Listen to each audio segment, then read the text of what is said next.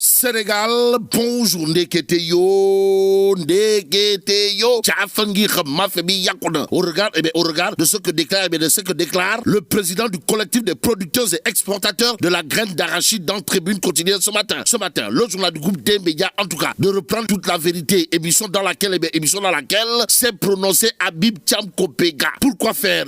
Pour dire billahi, wallahi, tallahi, il n'y a pas, alors là, pas du tout, une réelle politique agricole au Sénégal, aux Sénégalaises et aux Sénégalais. Retenons tout simplement et tout bonnement, d'après Tribune quotidienne, que le président du collectif des producteurs et exportateurs de la graine d'arachide, Habib Thiam en l'occurrence, a fait du Tumbelkadi Pachalimon pour dire à haute et intelligible voix qu'il n'y a pas, alors là, pas du tout de politique agricole au Sénégal. Bon, restons avec Tribune quotidienne qui parle de fermeture, de fermeture de l'UCAD et l'avenir des nouveaux bacheliers. Sur ce point, il convenait de retenir 48 heures de grève du SAES UCAD pour décanter la situation. À la question de savoir si la situation est-elle carabinée de chez carabinée, Enquête quotidienne semble dire oui. Pourquoi? Le journal Enquête piloté par Mohamedou Wad, mon confrère en tout cas, d'afficher fermeture des universités. Les enseignants haussent le ton et c'est sur un ton guerrier que Madame Youm, coordonnatrice du SAES UCAD, jure la main sur le cœur dans Enquête quotidienne avant de dire à haute et intelligible voix il est impératif que l'État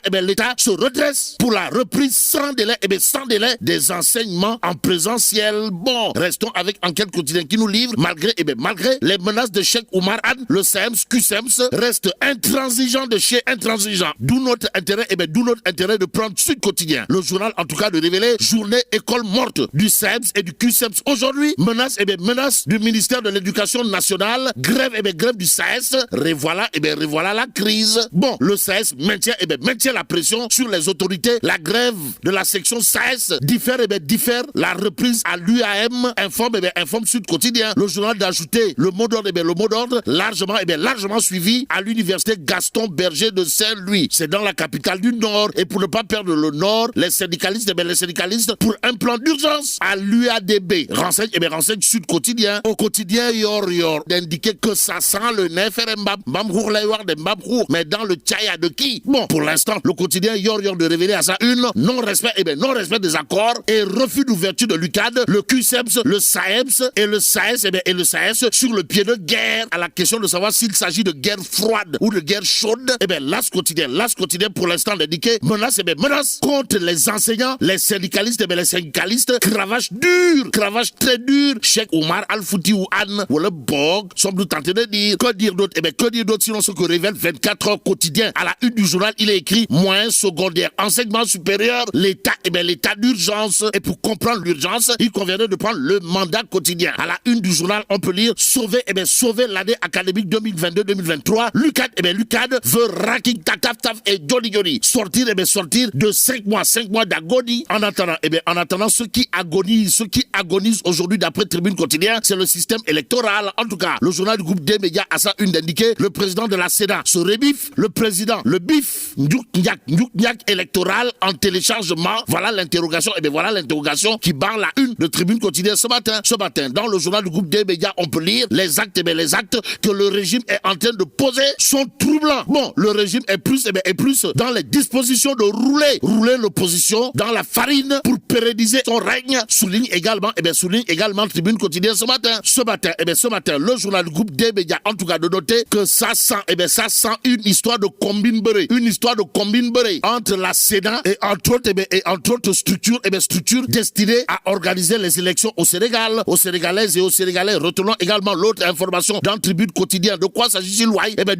Du procès Sonko, État du Sénégal, à la Cour de justice de la CEDEAO. En tout cas, le verdict attendu le 17 novembre prochain. Pour l'instant, retenons l'information de l'info quotidien à sa une, à savoir, Cour de la CEDEAO, l'affaire Sonko jugée et mis en délibéré, l'État prend une douche froide en attendant la douche écossaise. Source A de révéler à sa une, contentieux à la Cour suprême État Sénégal Ousmane Sonko autour des fiches de parrainage, un verdict déterminant, et c'est avec beaucoup de détermination qu'il conviendrait de prendre Walf Quotidien, le quotidien du groupe Walf Fadjri, en tout cas de révéler à sa une, exclusion de Sonko de la course à la présidentielle. Le pouvoir joue la montre. En atteste ce qu'a tenu à dire à haute et intelligible voix l'agent judiciaire de l'État, à lire dans Walf Quotidien à savoir, nous ne sommes pas, alors là, pas du tout prêts pour plaider le dossier dans le fond. Bon, à fond la caisse, à fond la caisse. C'est ainsi que roule l'observateur L'Obs pour revenir en long et en large sur la fuite du document médical de Sonko. Et là, le journal du groupe Futur Média, en tout cas, de révéler que Ndeketeyo, deux gradés de l'administration pénitentiaire, arrêtés par la DIC. Il est question de qui, de l'inspecteur Idrissa Sow et l'adjudant Issa Ndione, qui ont été perdus par leur téléphone. Waouh. Bon, libération, toujours au chapitre de cette actualité indiquée, fuite de la lettre sur l'état de santé de Sonko, arrestation au cœur de l'administration pénitentiaire. Et là, retenons d'après Libération que l'inspecteur de l'administration pénitentiaire, Idrissa Sow, en garde à vue à la DIC aussi. Sawai Idrissa Sow, directeur des affaires juridiques et de la planification des statistiques, il a été arrêté en même temps que l'adjudant Issa Ndione, un de ses collaborateurs, renseigne.